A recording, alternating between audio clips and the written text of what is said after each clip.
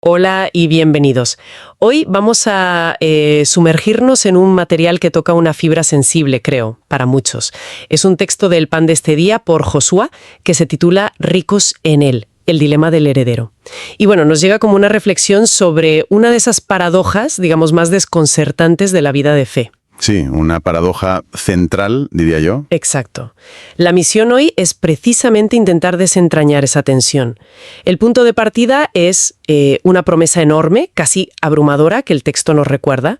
Cita 2 Pedro 1:3. Dice que a través del poder divino se nos ha concedido todas las cosas que pertenecen a la vida y a la piedad. Todas las cosas. Es tremendo. Todo. O sea, según esto, somos herederos universales, ricos. En teoría sí. Dueños de todo. Pero claro, luego bajamos de esa nube conceptual a la realidad cotidiana y bueno, la cosa cambia, ¿no? Cambia bastante a menudo, sí. Si somos herederos de todo, ¿por qué tantas veces la experiencia vital es de necesidad, de sentirnos menospreciados, de escasez? Es la gran pregunta. El texto de Josué conecta directamente con ese sentir. Cita el Salmo 123, versículo 3. El del hastío, ¿verdad? Sí, esa sensación de estar muy hastiados de menosprecio, de sentir el escarnio de los que están en holgura. Yo personalmente reconozco esa sensación, esa pregunta de ¿cómo puede ser? Es que es muy real, todos hemos estado ahí, yo creo. Exacto. ¿Cómo se reconcilia ser dueño de la finca entera con sentir que apenas te llegan las migajas de la mesa? Ahí está el dilema del heredero. Y lo que Josué propone en este escrito es, creo, una especie de voltereta mental necesaria. Una reorientación. Eso, nos invita a redefinir qué significa realmente ser rico y adoptar una perspectiva pues radicalmente diferente sobre el sufrimiento y sobre quiénes somos. Una perspectiva más profunda, digamos. Pues sí. Vale, vamos a desgranar esto un poco. Venga. El texto parte de esa sensación tan humana, de hartazgo, ¿no? De estar cansado del menosprecio, como dice el Salmo. Sí, no lo ignora, lo cual ya es importante. Lo reconoce. Es un alivio, sí. Pero inmediatamente nos empuja a mirar más allá, a contrastarlo con lo que llama una perspectiva divina. Ajá. Y la primera gran idea que lanza es, cuidado, este sufrimiento, esta dificultad, no la interpretes como un castigo de Dios. Correcto. Y este es un punto crucial, ¿eh? Para desmontar muchas culpas y ansiedades que a veces cargamos. Totalmente. El texto insiste en que no es señal de abandono ni de que algo estemos haciendo mal necesariamente. Lo enmarca como un proceso. Un proceso. Formativo. Exacto, formativo. Y para darle solidez a esta idea, se apoya fuerte en Romanos 5. Los versículos 3 al 5, ¿verdad? Un clásico. Sí, ese pasaje tan conocido. Describe como una especie de cadena de producción espiritual. Me gusta pensarlo así. La tribulación, la presión, la dificultad, no es un callejón sin salida. No. Sino que produce paciencia o perseverancia. Resistencia. Eso es. Y esa capacidad de resistir, a su vez, forja un carácter probado.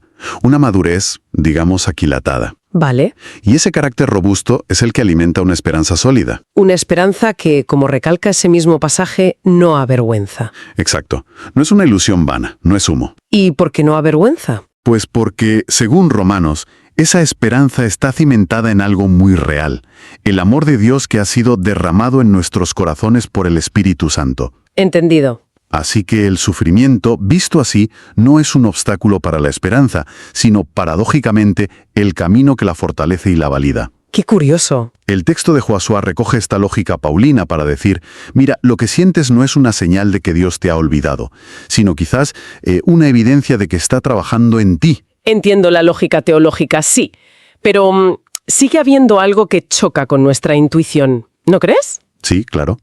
No es fácil de asimilar a nivel emocional. El propio texto reconoce que puede sentirse humillante, que los supuestos herederos, los que en teoría lo poseen todo, atraviesen situaciones de necesidad extrema. De precariedad, de falta de reconocimiento. Sí, es como si el príncipe viviera como un mendigo. Suena raro. Es contraintuitivo, desde luego.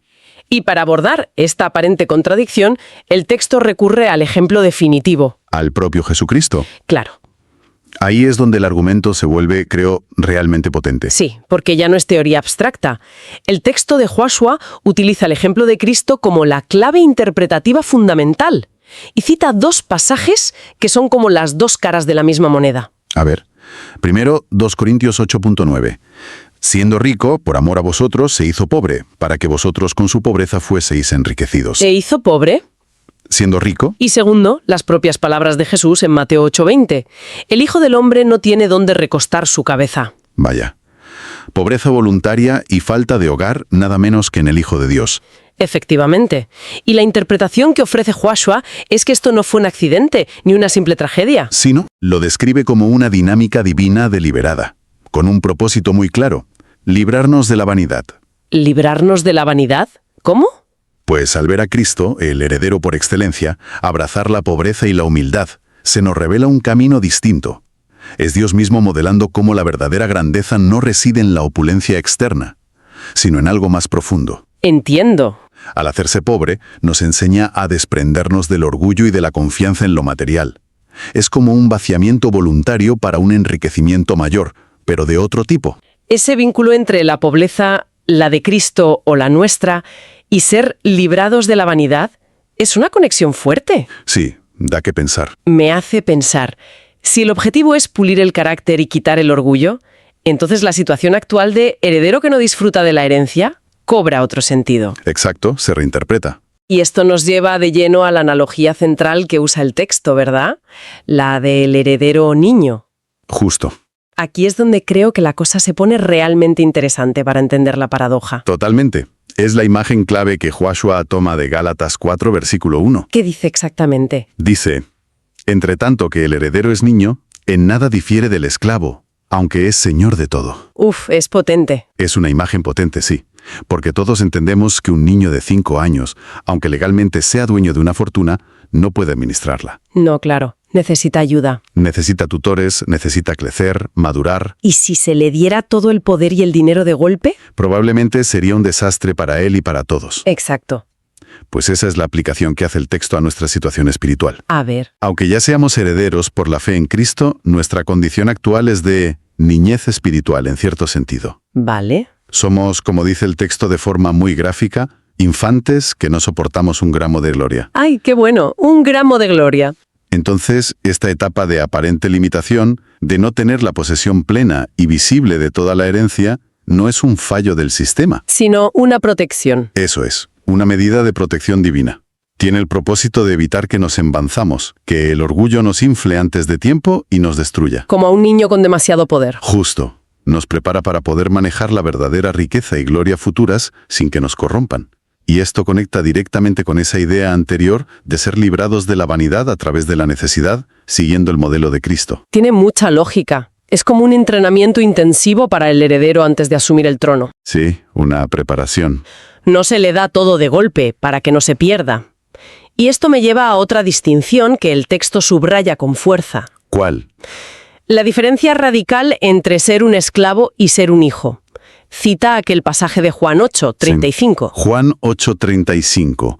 Y el esclavo no queda en la casa para siempre. El hijo sí queda para siempre. Quedarse para siempre. Esta distinción es absolutamente fundamental en el argumento de Joshua. No se trata solo de cuánto tiempo estás en la casa. Es algo más profundo. Es tu identidad fundamental y tu relación con el dueño de la casa. Claro. El esclavo sirve por obligación o temor, y su permanencia es condicional, temporal. Ajá. El hijo pertenece allí por derecho de nacimiento o adopción. Su relación es de amor y confianza, y su lugar es permanente. Para siempre. Y para profundizar en lo que significa ser hijo en este contexto, el texto vuelve a Romanos, al capítulo 8. ¿No es así? Efectivamente, Romanos 8, versículos 15 al 17. Es un pasaje transformador de verdad. ¿Qué nos dice? Dice que los creyentes no hemos recibido un espíritu de esclavitud para estar otra vez en temor. Fuera el miedo. Fuera el miedo, sino un espíritu de adopción. Y este espíritu es el que nos permite dirigirnos a Dios con una intimidad asombrosa, llamándole Abba Padre. Abba Padre. Suena muy cercano. Es un término arameo muy familiar, casi como decir papá. El propio Espíritu Santo, dice Pablo, testifica junto a nuestro espíritu que somos hijos de Dios. El Espíritu lo confirma. Esa es la base de nuestra seguridad. No es algo que nos inventamos nosotros. ¿Vale? Y si conectamos esto con la visión general del texto de Josué, la consecuencia directa e inevitable de ser reconocidos como hijos es ¿Ser herederos? ser también herederos, herederos de Dios y coherederos con Cristo. Coherederos con Cristo. Es que suena increíble. Es una afirmación de una magnitud difícil de asimilar. Compartimos la misma herencia que el Hijo de Dios. Pero siempre hay un pero en estos textos, ¿verdad? o una condición. Suele haberla, sí. Ese mismo versículo 17 de Romanos 8 añade algo que nos devuelve a la realidad del sufrimiento, ¿no? Sí, es un pero crucial que el texto de Josué no esquiva. Para nada. Al contrario, lo integra en el argumento. Romanos 8:17 continúa diciendo: si es que padecemos juntamente con Él, para que juntamente con Él seamos glorificados. Padecer con Él para ser glorificados con Él. De nuevo, vemos ese vínculo inseparable entre el padecimiento presente y la gloria futura. No se puede tener uno sin el otro, parece. Según esta perspectiva, el sufrimiento no anula nuestra condición de herederos. De hecho, es parte del paquete de ser coherederos con Cristo. Compartimos sus sufrimientos como preludio necesario para compartir su gloria. Entiendo. No es un quizás, sino una condición. La gloria viene a través del padecimiento compartido. Eso es. Entonces el texto da un giro interpretativo muy fuerte aquí. Afirma algo como: cada pena, cada dolor, no es por ser hijos de Dios que nos ocurre. Exacto. No es un castigo por ser quienes somos. O sea, no es un castigo específico por nuestra identidad, sino que es parte de este proceso formativo del heredero. Un proceso que el propio Cristo transitó. Y aquí introduce una diferencia clave con la experiencia del que no es hijo, del esclavo o del impío, como los llama el texto. La temporalidad. Esa es la distinción radical. ¿A qué se refiere? El texto lo dice sin rodeos. Lo nuestro es pasajero, lo de ellos será eterno. Nuestro sufrimiento actual, por intenso que sea, tiene fecha de caducidad y, sobre todo, tiene un propósito glorioso al final del túnel. Es limitado en el tiempo. En cambio, para quien vive al margen de esta relación de hijo, el sufrimiento presente puede ser solo un anticipo de una separación eterna. La perspectiva cambia por completo el significado de la experiencia. Lo que parece igual desde fuera es radicalmente distinto desde dentro y a largo plazo. Vale, entonces, si el sufrimiento es temporal y formativo, y nuestra identidad es de hijos herederos, volvemos a la pregunta inicial. A la de la riqueza. Sí. ¿Qué es entonces esa riqueza que se nos ha prometido? Si no son necesariamente las posesiones materiales, ni la ausencia de problemas, ¿dónde está? Claro. El texto de Josué nos redirige constantemente, ¿no? Nos saca de lo obvio. Exacto. Nos obliga a levantar la mirada de las circunstancias inmediatas, de lo que vemos y tocamos. El mundo mide la riqueza en euros, en propiedades, en comodidad, en reconocimiento social. Eso es ser rico para el mundo. Lo normal, vamos. Ve la pobreza exterior, la escasez, el menosprecio, y concluye: esta persona no tiene nada. Es una conclusión lógica desde su perspectiva. Sí. Pero el escrito de Josué nos empuja hacia una comprensión diferente. Cita Efesios 1:3. ¿Qué dice Efesios?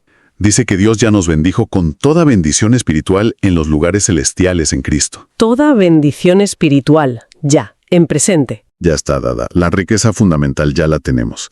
Pero es de naturaleza espiritual y está en Cristo. No está en el banco necesariamente. Entiendo. Toda bendición espiritual. Eso suena muy bien, pero ¿cómo se vive eso cuando la nevera está vacía o llega una mala noticia? Ahí sigue la tensión. Desde luego. Y el texto aborda esa tensión de frente, utilizando otra descripción paradójica de Pablo. ¿Otra más? Pablo era muy de paradojas. Sí, esta vez de 2 Corintios 6:10. Es una serie de contrastes que parecen desafiar la lógica completamente. A ver, ¿cuáles son? Dice: como entristecidos, mas siempre gozosos. Como pobres, mas enriqueciendo a muchos. Como no teniendo nada, mas poseyéndolo todo. Entristecidos pero gozosos, pobres pero enriqueciendo, sin nada pero poseyéndolo todo. Juanasa interpreta esto no como figuras retóricas bonitas, ¿sabes? No como poesía. Sino Como la descripción literal de la experiencia posible del creyente maduro. ¿Cómo es eso posible, de verdad? Estar triste y gozoso a la vez. Ser pobre materialmente y enriquecer a otros. No tener nada y poseerlo todo. Suena contradictorio. Lo es desde una perspectiva puramente material o emocional superficial. Totalmente. Ajá. Pero el texto sugiere que la realidad espiritual opera en otro nivel. La tristeza por las circunstancias puede coexistir con un gozo profundo. ¿Un gozo que viene de otro sitio? Exacto, anclado en la relación con Dios y la esperanza futura. La pobreza material no impide enriquecer a muchos espiritualmente, compartiendo esa riqueza que es Cristo mismo. Ah, vale. Enriquecer con lo que realmente importa. Y la carencia de posesiones terrenales se compensa con creces al poseerlo todo en Él, que es el dueño de todo. Poseer a aquel que lo posee todo. Eso es. No es negar la realidad difícil, ojo, sino superponerle una realidad espiritual más profunda y definitoria. Nuestra verdadera riqueza, insiste el texto citando Filipenses 3:8, es la excelencia del conocimiento de Cristo Jesús. Él mismo es la herencia. Él es la riqueza. No algo que Él da, sino Él mismo. Exactamente. Y supongo que la clave para sostener esta doble realidad, esta tensión tan fuerte, es la perspectiva a largo plazo. Sin duda. La perspectiva eterna que menciona el texto. Sin duda. Esa es la pieza final que da sentido a todo el puzzle. El texto recuerda a 2 Corintios 4, versículos 16 y 17. ¿Qué dicen? Pablo dice allí que aunque nuestro hombre exterior se va desgastando, el cuerpo envejece, sufre, decae, es inevitable, el hombre interior, nuestro espíritu conectado con Dios, se renueva de día en día. Se renueva mientras lo de fuera se estropea. Curioso, ¿verdad? Y luego viene la frase impactante que ya mencionamos de pasada. Porque esta leve tribulación momentánea Leve y momentánea. produce en nosotros un cada vez más excelente y eterno peso de gloria. Es increíble cómo califica las dificultades que a nosotros nos pueden parecer enormes y eternas como leves y momentáneas. Totalmente. Solo se puede decir eso si la comparación es con algo de una magnitud infinitamente mayor, ¿no? Precisamente. Es la perspectiva eterna la que redimensiona el presente. El eterno peso de gloria es tan inmenso, tan real en la cosmovisión del texto, que hace que las tribulaciones actuales, por duras que sean, palidezcan en comparación. Cambia el tamaño de las cosas. Exacto. Esa es la síntesis final a la que apunta Josué. Lo que nos define, lo que nos hace verdaderamente dueños de todo, no son las circunstancias pasajeras. ¿Si no? La verdadera riqueza. El texto concluye con un contraste final. Los impíos pueden disfrutar de su porción ahora, en esta vida, pero es temporal, se acaba. Vale. Nosotros, como hijos del dueño de todo, lo tendremos todo, porque lo tenemos a Él, y eso es para siempre. La palabra clave es esa, para siempre. Entendido.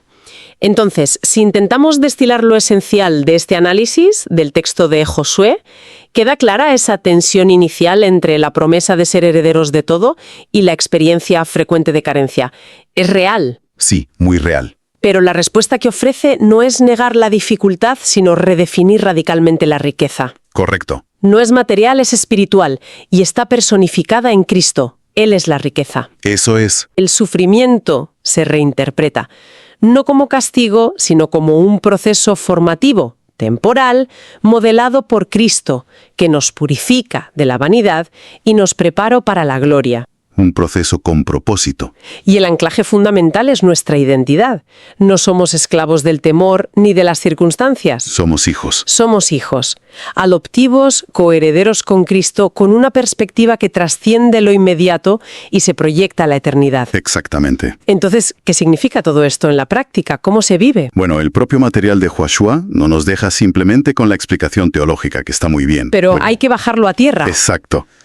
Concluye planteando unas preguntas muy directas, casi como un espejo para quien lee o escucha. Preguntas para reflexionar. Sí, diseñadas para llevarnos de la teoría a la vida real, para examinar cómo estamos viviendo estas verdades, o si las estamos viviendo. A ver, ¿cuáles son esas preguntas? La primera que resuena es algo así como: siendo herederos de la gloria y excelencia de Cristo y por tanto poseyéndolo todo en Él, ¿estamos permitiendo que el menosprecio del mundo o la escasez temporal defina nuestra identidad y nos roben el gozo?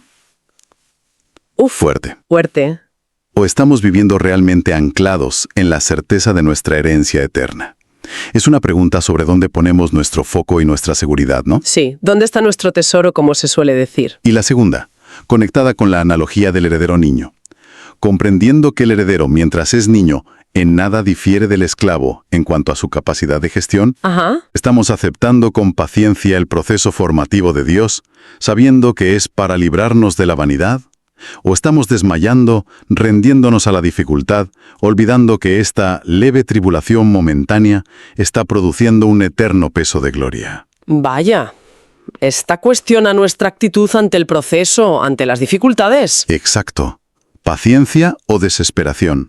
¿Confianza o rendición? Preguntas muy penetrantes, sí señor. Nos devuelven a esa paradoja inicial. Nos comportamos como herederos conscientes de su fortuna espiritual, aunque esté en el banco celestial por ahora, aceptando el entrenamiento. ¿O vivimos como si fuéramos huérfanos espirituales? Sí, definidos por las carencias del presente, olvidando quién es nuestro Padre y cuál es nuestra herencia asegurada y eterna. Esa es la cuestión. Ahí quedan esas reflexiones, vibrando en el aire para que cada cual las considere en lo personal.